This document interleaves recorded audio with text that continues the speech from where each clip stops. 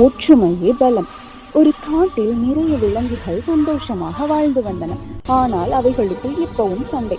மான் ஒரு பக்கம், குரங்கு இன்னொரு பக்கம் என்று தனித்தனியாகவே இருந்தாங்க. ஒரு நாள் கொடூரமான ஒரு வேடன் காட்டுக்குள் வந்து வலையை விரித்தான். அந்த வலையில் ஒரு பெரிய யானை மாட்டிக்கொண்டது.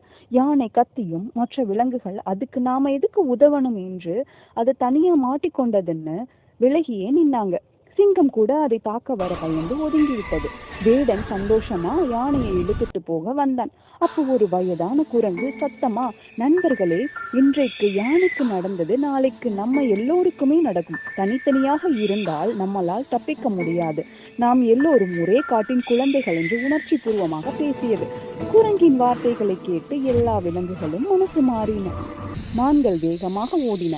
பறவைகள் சத்தம் போட்டு வேடனை பயமுறுத்தின. முயல்கள் வலையை நறுக்க முயற்சி செய்தன. சிங்கம் தன்னோட பலத்தால வலையின் ஒரு பகுதியை முரட்டுத்தனமாய் இழுக்க மற்ற விலங்குகளும் சேர்ந்து இழுக்க வலை கிழிஞ்சு போனது. வேடன் பயந்து ஓட யானை உயிர் பிழைத்தது. அன்றைக்குத்தான் எல்லா விலங்குகளுக்கும் புரிந்தது, சண்டையை விட்டுவிட்டு ஒன்றாக இருந்தால் யாராலும் நம்மளை தோற்கடிக்க முடியாது என்று.